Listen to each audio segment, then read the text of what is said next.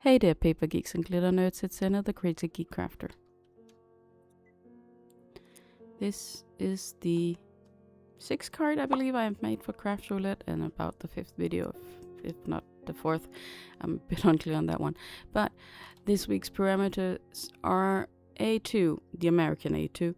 The color is Tutti Frutti, element is container or containers, and then random is unusual color. I struggled a little bit. My process now is that I look up the parameters when I get up in the morning, and while doing my morning things, I think about what I can do with it. And I looked up Tutti Frutti. It's Italian and means all fruits. So any fruit kind of color should be okay. And the primaries on my image search were orange, red, yellow, and green. But there were also purples and blues. And then I needed it to be something unusual, so when I saw this pot with all the vegetables, I figured it was a great container.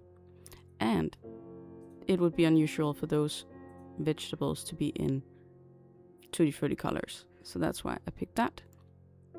I've been wanting to do something with this for a while. It's been in my box. I know I will need it at some point because I have previously sat around wanting to do a card about food that is more vegetable heavy, but I didn't have anything at the time, so that's why I picked this up when it was on sale. Here I am making my card base though. Since it's an American size, I don't normally use it.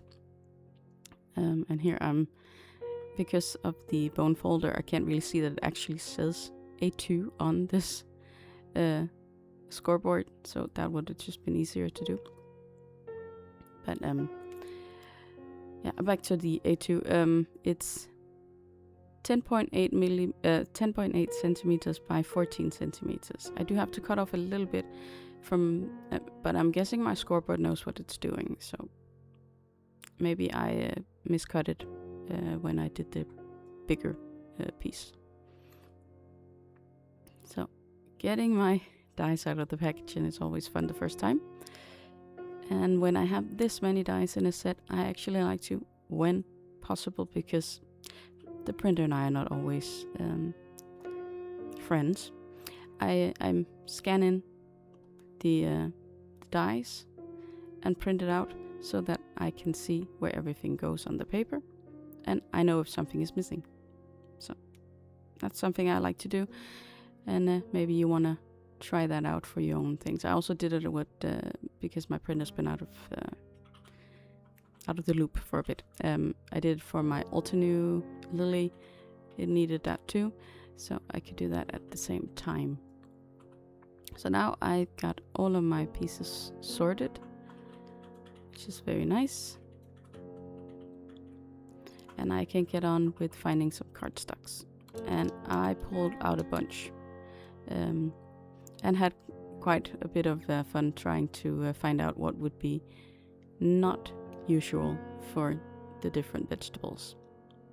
Then cutting it, some of them cutting them in more than one color, and then there'll be some ink blending just to give it a bit of interest. And yes, I think that will keep you covered for a while on what I am doing here. It's pretty self-explanatory, so I will just leave you with the music for now.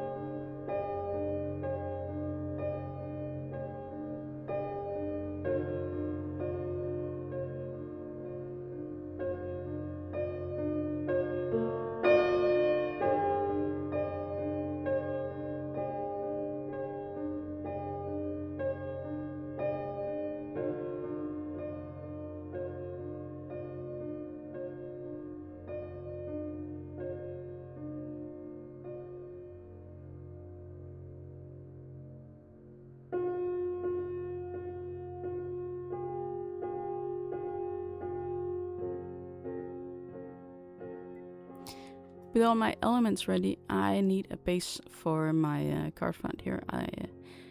I would like something decorative in the background, but I couldn't figure out which color would be the best without drowning out something on the card because there's so many colors already. So I decided to go with a white background, and then I'm going to use a scoreboard to make a pattern in the background. And I wanted something on a slant. I need to buy one of those rulers for measuring angles. It will fit perfectly in here, and then the card will be at a slant. Or maybe I can just 3D print something. Maybe that'll be easier. But either way, I need something to make it easier to do this, because it's actually a great way to make a white background, white very plain background, more interesting.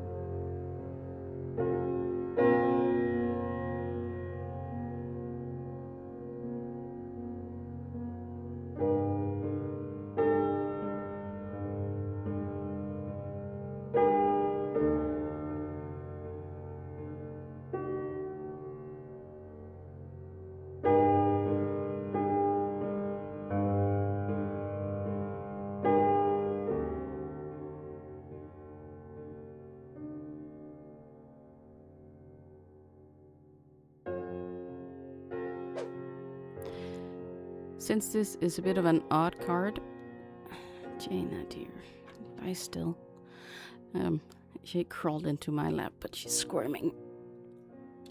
Well, the sentiment. I wanted something that fit with this kind of whimsical and ridiculous theme, so I landed on this one from Gittes Design. It says that life's just more fun if you're a little bit weird, and I think that fits perfectly with my Tutti Frutti vegetables here. But I didn't want to take away too much from the elements on the card, and they are taking up a lot of real estate on this front. So I figured I'd do Vellum, and then heat emboss the sentiment.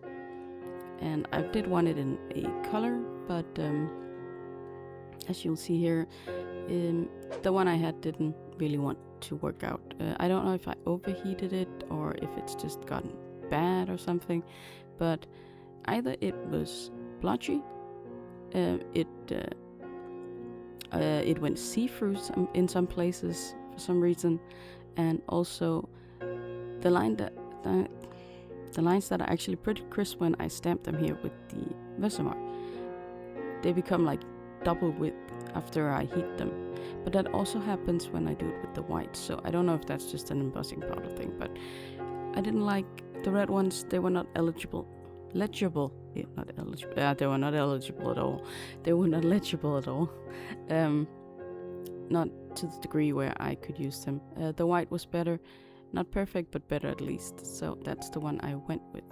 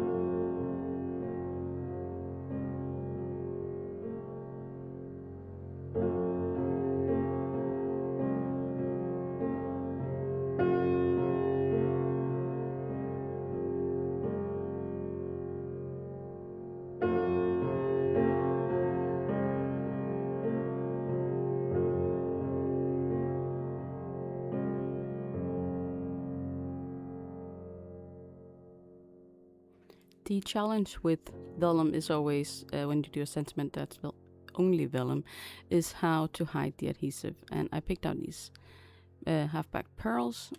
They kind of look like peppercorns to me, but also it's, in my opinion, a great accent with all these funny colors.